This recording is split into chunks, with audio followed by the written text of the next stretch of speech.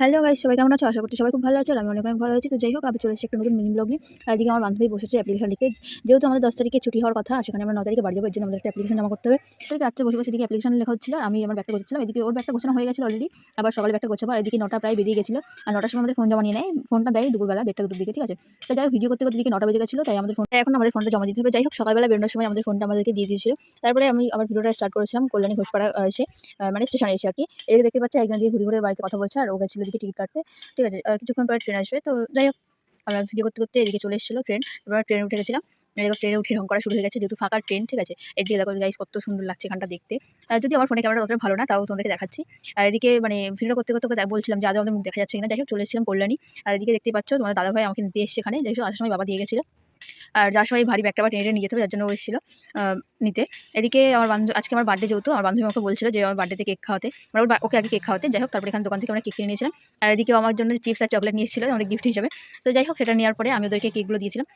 ঠিক আছে? ওর কেক নিতে নিতে ওর ঢং করা বন্ধ নেই, মানে অল টাইম ওকে ঢং করতে হবে। এদিকে দেখো, ওকে সৌরভদা নিতে এসেছিল। যাই হোক, সৌরভদাকে একটা কেক দিতে গেছিলাম। তো সৌরভদা বলছে যে দুজনকে এক জিনিস দিতে হবে না, তুমি অন্য এটা চেঞ্জ করে অন্য কিছু নিয়ে আসো, তারা সবাই মিলে খেতে পারো। যাই হোক, তারপরে ট্রেন চলে এসেছিল, আমরা ট্রেনে উঠে গেছি। দেখতেই পাচ্ছ গাইস, ট্রেনে কত ভিড়, আর মাঝখানে আর আমি একটুখানি মানুষ, ঠিক আছে? আমাকে দেখা যাচ্ছে না। যাই হোক, একটা আমলকি কিনে দিয়েছিল আমাকে আমার দাদাভাই, সেটাই আমি খাচ্ছিলাম ওখানে ভিড়ের মধ্যে দাঁড়িয়ে দাঁড়িয়ে। তারপর যাই হোক, আমরা চাকদা স্টেশনে নেমে ওখান থেকে চলে এসেছিলাম বাস স্ট্যান্ডে। বাস স্ট্যান্ডে দাঁড়িয়েছিল। তারপর আমরা বাসে উঠে গেছিলাম, ঠিক আছে? তো যাই হোক, ওখানে আমি ভেবেছিলাম তোমাদেরকে ডেলি ভিডিও শেয়ার করবো, কিন্তু আর সেটা হয়নি, যেহেতু আমাদের ওখানে ফোনটা জমা নিত কিছু কারণবশত, সেটা আমার জানা নেই ঠিক।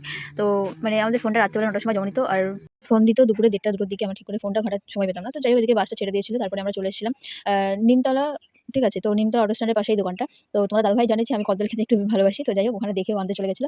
তো এদিকে একটুখানি ভিডিও করছিলাম। তো ভিডিও করতে করতে এদিকে অটো থেকে বলছে যে অটোটা ছাড়বে।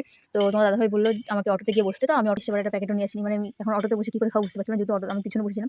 আর পিছনে বসলে একটু মানে অটোতে একটু ঝাঁকুনি লাগেই। তো যাই হোক, আমার ব্যাগে একটা প্লাস্টিক ছিল, প্লাস্টিকের মধ্যে ভরে আমি ব্যাগে রেখে দিয়েছিলাম। তারপরে ঝাঁকুনি খেতে খেতে আমি চলে এসেছিলাম। যাই হোক, এদিকে তোমরা দেখতে পাচ্ছ এই জায়গাটা কত সুন্দর। সত্যি কথা বলতে আমার এই জায়গাটা খুব সুন্দরই লাগে আমাদের এখানে। তো এদিকে দেখো, ছেলেদের মানে সামনে ক্যামেরা ধরলে আর কিছু হোক আর না হোক, মানে মাথায় হাত দেওয়া ওদের দরকারি, ওদের চুল ঠিক করতে হবে। তো যাই হোক, তারপরে আমরা অটো থেকে নিয়ে চলেছিলাম বাড়ির দিকে। তো আজকে এই ভিডিওটা তোমাদের কেমন লাগবে সেটা অবশ্যই কমেন্ট করে জানাবে, আর ভালো লাগলে লাইক কমেন্ট করে দেবে, একটা শেয়ার করে দেবে। তো আজকে ভিডিওটা এখানে শেষ হচ্ছে। টাটা।